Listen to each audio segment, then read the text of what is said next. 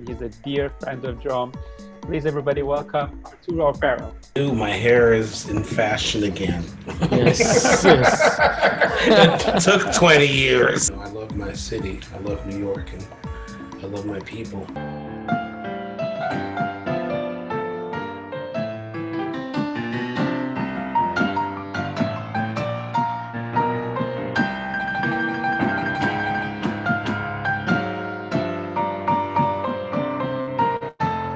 That the economic embargo of Cuba is a criminal tyranny. It's a criminal, and it's an act of criminal tyranny. To punish an already poor nation with further suffering is unconscionable. We would like to introduce to you Mr. Frank London. Good evening. Welcome Frank. wherever. Hey, Mehmet, Serdar, and everyone else, wherever you Good are. to see you as always. Good to see you. So we drink a toast of Yeni Rocky. I love the way it turns white when you pour it over the ice. Roma Gypsy people originally came from which country? And then, in anticipation of still having lockdown, it's the 31st of October. Here's Halloween. Please welcome Mr. Gregorio Uribe from Colombia. Hey, Gregorio, how are you? Good, thank you for having me. I'm getting nostalgic of seeing Drom behind it. I want to be Yeah, on you stage. see? This is our stage. I'm on the stage now.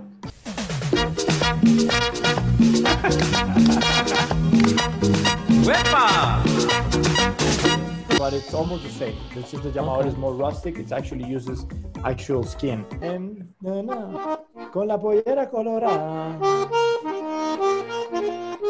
Con la pollera colorada. Please welcome Bria Skonberg. Hi, everybody. Hi, Bria. I can feel you out there. The Coliseum cheering. Wow. One of my favorite clubs here in New York.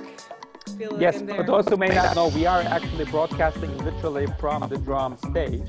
This is our room, this is our stage and everything, and Bria is actually not too far from here, just a couple of blocks. Yeah, looks like you have the trumpet out, right? So maybe this internet cut was a good excuse to hear you.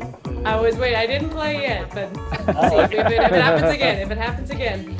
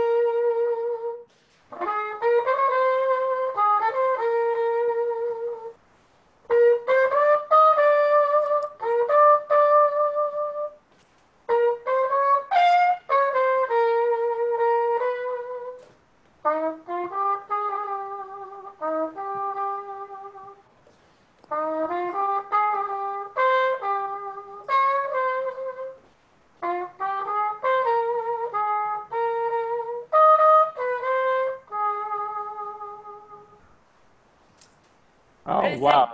Wow, what a beautiful Oh, song. Thank you. That was a fantastic song. So let's send in the question. Let's send in the question. So So let's see. Is it The Stardust, Moon River, or I'm Confessing? Tick tock, tick tock, tick tock.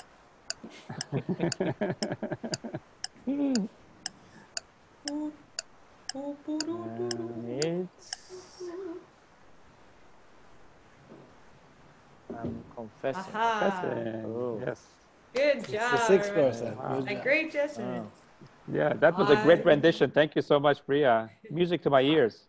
I'm confessing that I love you. Tell me to love me too. Yes. Oh my gosh, really makes me very nostalgic for music. You know, hearing this music live, being played live. You know, even if it's Yeah. It is live. I just remember going to Newport Jazz Festival to catch the show. You know, Bria on the stage. You remember, Mehmet? right. We were there together. With the Michael. He was so upset. Like that, but me. That was in, I think, 2015. He was like 2 years ago. Yeah, Yeah, 15 4 or 5 years ago. Yeah, Five. Yeah. It was 5 years already. Wow. yeah. Yeah. Time It is was a hot flying. day in Newport, and that I think was also the name of the documentary. But it's such a beautiful time of the year. You know, in that park, in that environment with people who love music, who love jazz. It's really fantastic. One of the Maybe really the first premier jazz festivals festival, in right? the world. In the East First Coast. Jazz Yeah. Festival. Over 60 years now. I mean, that might be, maybe outdoor concerts will be something we can at least do. Everybody space out quite a lot. Right. Exactly. Yeah. I do know that they've canceled it for this year, but who knows moving forward what might happen. Actually, this year will probably be a lost year for music festivals in general because Yeah, it's not gonna be happening. virus hit just about at the beginning of the year. There are some that are, some people are trying to do some sort of online programs and concerts too. We all know it's not the same, but we're making the best with what we got. We're making the best of it. Exactly. Yeah. Sure. Let's bring back things to New York. Maybe Sarah, if you want to ask the next question. Sure. We traveled a little bit over in time. We can have the question come in. The 16th question.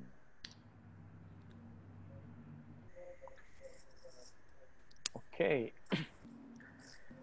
New York band leader Vince Giordano plays what instrument in his band, the Nighthawks? He plays all of them. Oh my gosh. Yeah, he's the one. What a talented fellow. And you work with Vince a lot, no, Bria? I've been able to sub into his band. I guess the right answer is right. He plays all of, everybody's right, but some of you are more right than the others. Vince Giordano is an incredible. His band is they did the soundtrack to like The Aviator and Boardwalk Empire. So I've been a substitute into that band from time to time. Got to do some of that recording with them. And I just love it. It's just it moves by so quickly. Speaking of all the music that we're talking about here tonight, if you want to hear some of that, check out Vince Giordano and the Nighthawks. He's really the best recreator of that sound, the 1920 sound. All of his instruments are from that era, so it's really special. Yeah, I caught a show of his at the town hall that was curated by him, I believe, a couple of years ago. Christmas show, maybe? Yeah, I got them the swing. The swing got them? Yeah, something like that. I was on that. I was there. I do remember that as well. Yeah. Very I talented think we fellow. host him once in Drom too as a guest. Great. One We of might the have, yes. show. Yeah, we did. We might have, forgot yes. What show was it? But he just came and played a little bit. Fantastic. Should we do the next question? Bria, do Let's you want to do one the more. next question? Sure. Back to a little bit of history. History and characters of jazz. The question is, what was the name of Jelly Roll Morton's band? Jelly Roll Morton, pianist. Was it the Classic Creole Jazz Band, the Red Hot Peppers, the Inventors of Jazz, or the Hot Jazz Stompers?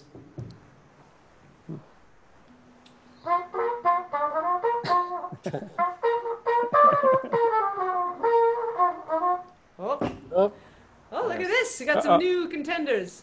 Excellent. Miyazaki. I'm curious. Miyazaki guessed it Miyazaki's right, from- and Bob too. Good job, you guys. Yes, the Red Hot Peppers. A couple of things there. Jelly Roll Morton called himself the inventor of jazz. So I thought that'd be funny to include that, but himself, but not his band. The Red Hot Peppers. Absolutely incredible. Yeah, songs. actually, I remember his name mentioned a lot at the in the Ken Burns documentary called Jazz. Yeah, you know, Jazz, he was, yeah. it was, I think, the first really Amazing big character documentary, that yeah. came on. Yeah. Exactly, and that's why all the, it's about the music, but it's about the people that were creating the music, these Right. larger-than-life characters. Absolutely. And he's got a whole bunch at the Library of Congress tapes. You can listen to his recordings where he's also talking about the times, and it's very colorful. It's very colorful. Right. A lot of stuff. characters from that time were really colorful. You just get that sense watching the documentary, actually. Yeah, you didn't feel like you had to censor yourself because people weren't taking videos of you all the time. You know, you'd say what you That's a want. You good could tell point. stories about yourself and the grandeur. Yeah, that's a very good point. I was told that Tom is actually coming in. Is Yep. that now, Ahmet, or okay? Let's do it. So we have 5 questions left, and let's have Tom over as our final guest. By the way, Tom had a question to you, Serdar, in chat. He was asking if it's Galata Tower behind you. Yeah, it is. It is Galata. Hello. Hi, Tom. Hello, Tom. Hi, how are you? Wonderful. How are you? Good. Enjoying it. Great Oh, to have wonderful. you here. Thanks Yeah. for joining us. Where are you joining us from? South Bend, Indiana. All right. Yeah. Yeah. Okay. But I'm So you- originally from Brooklyn, and I asked Bria where she lived because she has a porch. I've seen her on her porch, and I didn't know you could live on Lower East Side and have a porch. Yeah. Lucky it's a balcony. It's enclosed. Oh, okay. I stare at a park, but I also stare at FDR at the Oh, okay. at a bunch of traffic. So it's good to have a window that catches the scum, you know. But in the meanwhile, I can play. But South Bend, Indiana. Now I threw Elkhart, Indiana into Yeah. the questions Yeah, I earlier. know through Con Selmer and so forth. Yeah. Exactly. And I was That's supposed to be in your hot jazz camp this spring, so I'm hoping. That's next spring why. will happen. Yeah. Yeah. Remind me what instrument you play. So, guitar. That's right, guitar. Cynthia Sayer was going to be my teacher, so I'm hoping next year. Yeah, right on. So those of you that on here that aren't familiar with that, I run a jazz camp with my friend Molly Ryan every year, and it's just fantastic. We get people from all over the world, but especially the continent, to come in and we talk about all of these things, and you get one-on-one lessons and you jam. There's lots of jamming. We had to cancel it because it was in April, which is so sad. I'm sorry, Tom, but you know what? Oh, no, it's I not understand. Yeah, got to be that way. But we are definitely going to bring that back with force. I swear, but as soon as we can make music, it is going to be the most excited music ever. I mean, they're going to get a lot of trumpet, a lot of notes, a lot of hot jazz. Yeah. That's great. Well, thanks. Thank you. Yeah. Thanks, Tom, for joining. Thank Thanks you. for coming in, Tom. I was By about the way, to I'm ask so you happy. to talk about that, Yeah. camp, because he just mentioned it. Maybe you can tell us more. Yeah, the camp is very special. This would have been our first year, and fifth year. And it's grown. We hold classes at the Greenwich House Music School. It's a lovely place in the village that has lots of pianos, lots of light. And again, it's for adults, so 18 plus, which is fun because we come in, we spend all day learning and visiting and hanging out and jamming, and we put everybody into bands. And then we go out on the town at night and we see Vince Giordano and the Nighthawks, the Armstrong Band. We'll take field trips maybe to Louie Armstrong's own house in Queens. And we finish with a large-scale event, usually at the Players Club, that features both all the camp bands performing a repertoire that they've been working on with coaching all week, as well as professional bands in the city. So it's just, it's something that continues to give back to the community, encourages people to play. I think now more than ever, we need outlets to process these feelings that we have from all of this, I don't know, being kept inside and everything else that's been going on. So that's just it. It's people getting together, making noise, forming. You have to be a musician to join, or you can join as, The jazz camp is for musicians. We can host about 50 people, but you can come to the final concerts. Concert, you can join, all right. Yeah. Is there any website, Bria? You can tell the absolutely. website, people can nyhotjazzcamp.com. It's still got dated information right now, unfortunately. But the Facebook page, you can also join and keep up to date with these things. And every now and then there's little trivia bits and stuff too. Cool. Yeah. I'm happy you mentioned the camp. Obviously, a lot of jazz musicians are doing other things in addition to performing and touring, and you're an educator. When Arturo came in, he's also an educator. He was just appointed at UCLA, actually, last semester. And I think it's really important to support musicians at large who are doing so much for the community, not just performing and composing, but also giving back, doing fundraisers. I know you have a special relationship with the Louie Armstrong Jazz Museum as well up in Queens. And of course, your website. And I really recommend everybody to check out your website and look up in the store section. She has some really fantastic socks that I highly recommend. I have socks. I should bring my... Yes, survival You want to socks. give out your website address? Sure.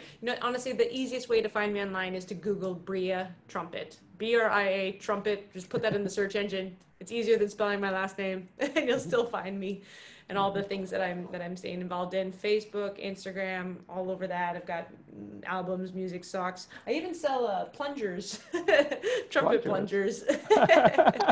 Fantastic you for never those know. people. Yeah. You never know where you might lose those plungers. Never know when you might for my trumpet people. That's fantastic. Please support the independent community. Please support jazz. And again, thanks so much for supporting us today. We are nearing the end of our competition. We have 5 questions left, so I'm just going to go through some of them real quick here. Maybe I'll go ahead and read the next one. Which of these is not, underlined, not the name of a popular dance from the 1920s? And the multiple choices are the foxtrot, the turkey trot, the badger bump, or the camel walk. So which of these is not a popular dance from the 1920s? The answer is badger bump. Hey. Not too bad. Not too bad. 60% of people got this one right. That's good. Yep, trots were all the rage, and the camel walk started back in those days and was revisited by James Brown in later years. Yeah. So that'd be fun. Another music history question. Maybe you want to read this one, Bria? Sure. So, which West Coast city was the home of a traditional jazz revival in the 1940s? So on the West Coast, San Francisco, Seattle, Eugene, Oregon, or Los Angeles, California? And I should also note that Cliff now moved up to 2nd position and took over from Mikey D. So Steve and Cliff are going for the title here. Let's see. San Francisco. San Francisco. 50%, it's not bad. Yep. So that's part of it. If you want to say what is hot jazz, I mean, what do you classify that? For me, it's music that was originated in the South, New Orleans, that polyphony between the horns and the front that migrated its way up through into Chicago and New York City, and it got that real kind of Kansas City. Yeah, it had more energy, more aggressive nature to it. That got us through the 1910s, 20s, 30s. So that's why a lot of these questions are from that era. That's kind of the hot jazz era before it got into the more swing and big band era. Now, as jazz music changed and evolved, there were revivals of this music throughout different eras. And that's how, quite honestly, how the music got to me eventually was a bunch of people in San Francisco and the West Coast fell in love with this music, and then other jazz societies started up, jazz festivals that made its way up the coast to where I'm from in British Columbia. So it's just interesting to see, good music it never dies. It gets reborn in different ways in different places.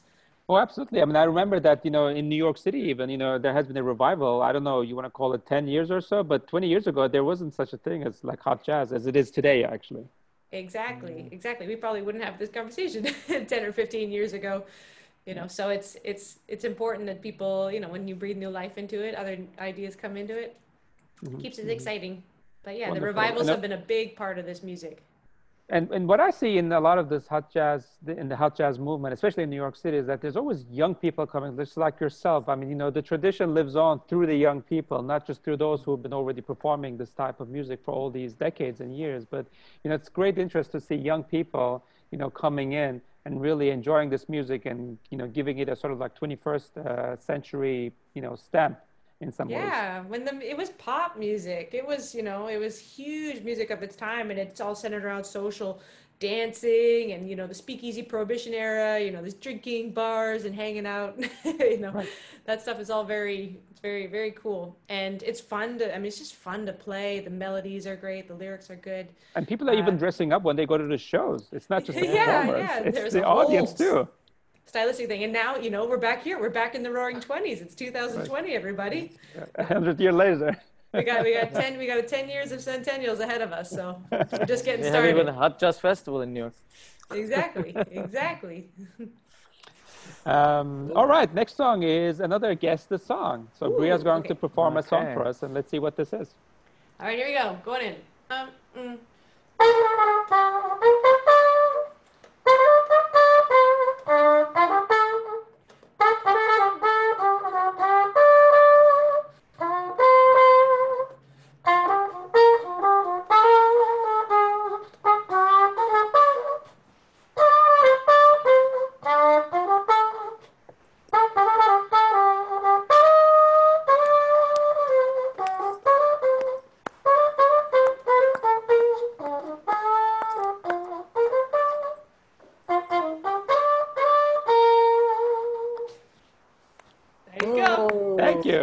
Another beautiful song. That's the melody. And what is the song? Is it Back Home Again in Indiana, After You've Gone, or is it There'll Be Some Changes Made? While you vote, I'm going to improvise. Okay.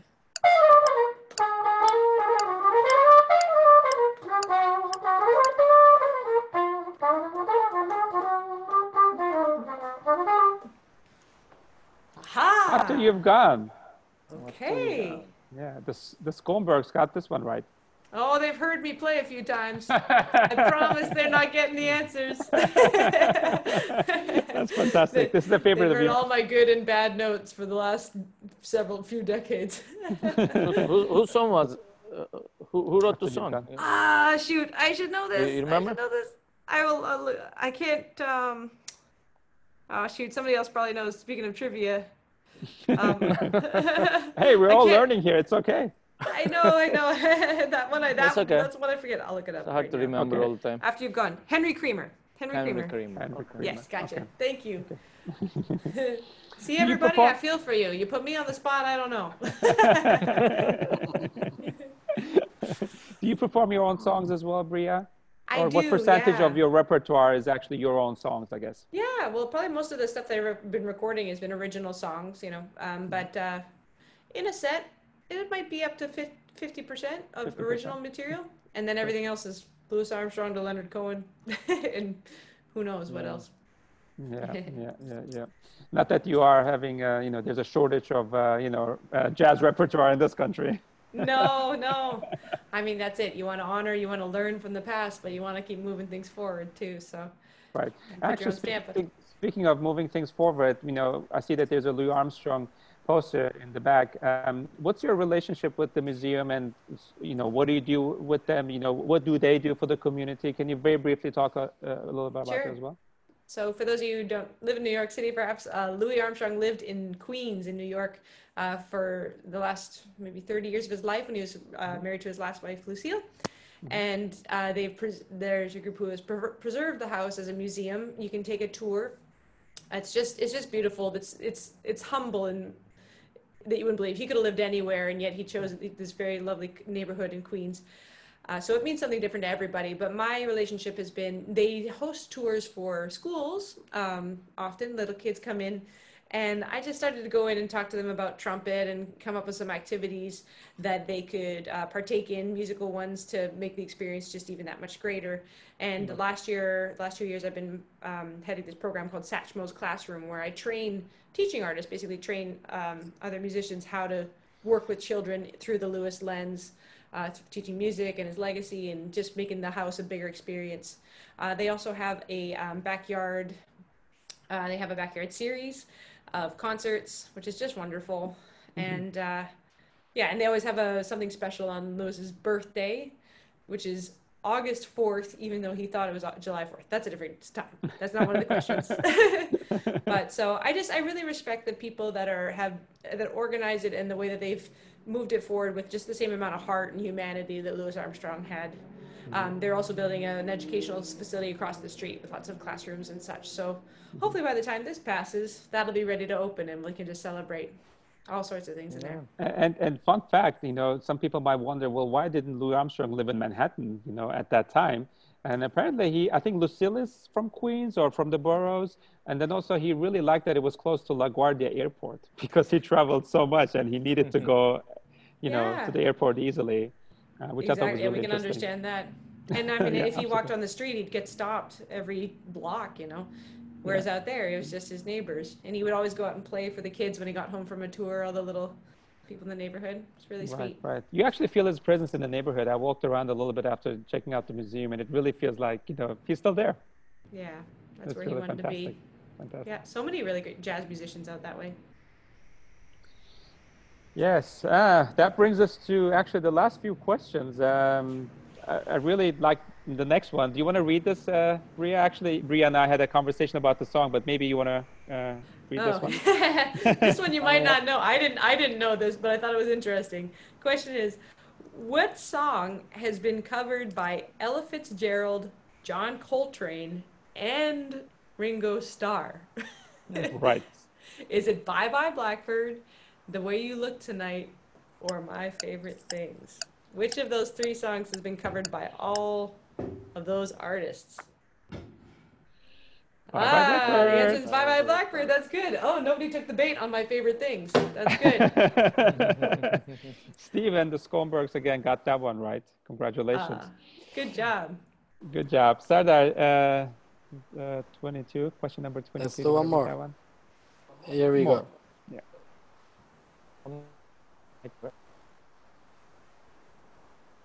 What 1990s movie is credited with bringing the swing revival into the mainstream? Zoot, Sweet Riot, Swingers, The Mask, Swing City. Which one is it? Are these actual movies, all of them? We'll see. No, I wasn't sure. If two of them. Yeah, okay. I made up two of them. Okay. Yeah, Zoot Suit Riot sounds like an interesting. Well, Zoot Suit Riot. So, I wanted to shed a little light and put a little time into recognizing the revivals again. Like they're one of the biggest swing revivals happened in the 1990s, the neo swings, and one of the big songs from that era was called Zoot Suit Riot. Zoot Suit Riot, Riot, and where people would wear all the outfits and such. But it was the movie Swingers that was kind of more like a cult classic. It's one that they didn't think was going to be popular at the time. I think it came out in 94. But it really kind of epitomized that scene and brought what was already bubbling in different communities around the U.S. into the mainstream and into people's hearts so that it just blew up. So all those songs, Big Bad Voodoo Daddy, Brian Setzer Orchestra, the Squirrel Nut Zippers, Cherry Pop Daddies. They all started after that. Mm-hmm. Yeah. And those were all people that I listened to as well, like it or not, they informed my music making. That's wonderful. That's wonderful. Do you think that the hot jazz revival in New York is sort of like an extension of this as well, or it's kind of like its own revival? It's related. It's definitely related. I mean, I think what happened, like most cult things, is that it went mainstream, and then many of the people that loved it were like, no, they didn't want it to get overly popular, so they went even farther back. Like the swing era, the Zoot Suit Riot is like 1930s, 40s, the big band era, but it kind of went farther back so that people are focusing more on the older, 1920s type stuff. So they're related but different. I got into music in the 90s, and truthfully speaking, I didn't like jazz as much at that time. I listened to really more popular music. And when somebody called me, well, that song that you like by Squirrel Nut Zippers, do you know that actually that's a big band? It's like, no, that's jazz music. It's like, yes, Right. it's a new type of jazz music. Right, right. And so some people don't love, I think it's good to keep breathing that new life in, Absolutely. whether or not it's, hopefully people will kind of go back and check out the original versions as well. But, Right. if it gets some people, new people involved, great. Absolutely, absolutely wonderful. Great. Well, we have two people in the lead, the Skonbergs and Steve. Let's see who will be the winner today. We have All right, one last question left. I Right? might disqualify the Skonbergs from this one. Well, let's see how Steve will do. The last question. Skonbergs, if you're listening, it's Yes. anybody's game, but because they have a bonus question. It is, which city is known as the jazz metropolis of the Great White North? Is it A, Bad Lake, Saskatchewan, Brampton, Nova Scotia, C, Pickering, Ontario, or D, Chilliwack, British Columbia? Obviously, all Canadian cities. Let's see. The answer is Hey! Chilliwack, and Steve is the winner. Steve ended up winning this game. Congratulations. Wow. Bravo, And Den's Steve. the Benz. I want to give you props too. Yeah, Steve congratulations. got Yes. 16 out of 23 questions. So wow. That's fantastic. Congratulations. Congratulations, Well done. Steve. That So one anybody, is- the trick of if you've ever seen me perform, you know that I put a special spot in about the jazz metropolis of the Great White North, which is my hometown, Chilliwack, British Columbia. So I had to put that, make it a bonus course. question there. But now you all know, and that's my only goal in life: is keep Chilliwack on the map, the hot jazz capital. And I see that Steve actually did know that you were from there, so he's definitely deserved this win. Congratulations again. We'll reach out to you later. Thank you so much, Bria, for joining us. This was so much fun. It's my Bria. pleasure. It was Thank you so much, it was everybody, great for to participating. see you again. Yep. You too. Big misses. Keep on doing what you're doing. You're improvising. You're making up really great ideas, and that's what it's going to take to keep going and stay connected. Absolutely, and we can't wait until we have you back on this stage here at Drom. Until then, stay safe, stay well, and good luck with your projects, whatever they may be. Same to you. Same to you. Take See you care. soon. All right, thanks so much for joining us again today, everybody. We have 2 more trivia coming up this week. It's a week filled with trivia, and today is just Monday. On Wednesday, we will be hosting Ismail Lumanovsky, master clarinetist of the New York Gypsy All-Stars, for music from Eastern Europe. That will be really special. And then on Saturday, we'll be also tuning into DJ Spinach and covering Russian music. So watch out for these trivias coming up this week. And then we're already filling up the calendar for more trivias next month in June. So please stay tuned, subscribe to the Drom newsletter. And also, if you're posting on Instagram, we have a brand new Instagram page, #Drom Music Trivia. Yeah. Also, we have a YouTube channel. You can see the shows there. Same name. Wonderful. Exactly. You can see the shows as well on repeat if you missed this, or if you would like to forward it to anybody. That should be up in a day or two. Thanks again for joining us, and have a wonderful rest of the week. Bye-bye. Take care.